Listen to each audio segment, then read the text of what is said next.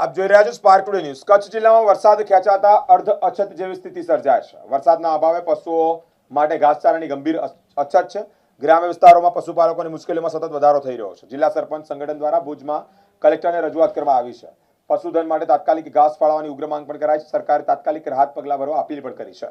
ઘાસ ડેપો શરૂ કરી પૂરતો જથ્થો ઉપલબ્ધ કરાવવાની માંગ કરાય છે। પશુપાલકોના હિતમાં ત્વરિત નિર્ણય લેવો તેવી પણ રજૂઆત કરી છે। વરસાદ નહીં પડે તો સ્થિતિ વધુ ગંભીર બનવાની ચિંતા છે। જિલ્લા વહીવટીતંત્ર રજૂઆત પર યોગ્ય કાર્યવાહીનું આશ્વાસન પણ આપ્યું છે।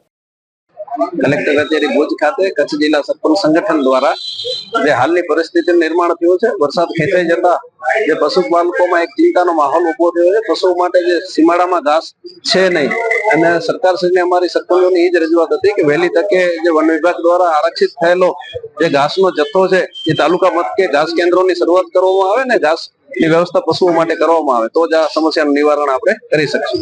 ખાસ કરીને કચ્છના તમામ 10 તાલુકામાં પશુપાલકોની મોટી સંખ્યા છે, એટલે તમામ તાલુકાઓ માટે અને તમામ ગામડાઓ માટે અમારી આ રજૂઆત રહી છે। ખાસ કરીને વાત કરીએ કચ્છમાં મોટા પાયે ગૌશાળાઓ પણ આવેલી છે, એના માટે કચ્છની અંદર જીવદયા કેન્દ્રો અને પાંજરાપરો અને ગૌશાળાઓમાં મોટી પશુઓની સંખ્યા છે। અમારી રજૂઆત સાથે સાથે એ પણ રહી હતી કે એ સંખ્યાને પણ ધ્યાનમાં રાખીને વૈકલ્પિક વ્યવસ્થા સરકારશ્રી દ્વારા તેઓ માટે પણ કરવામાં આવે।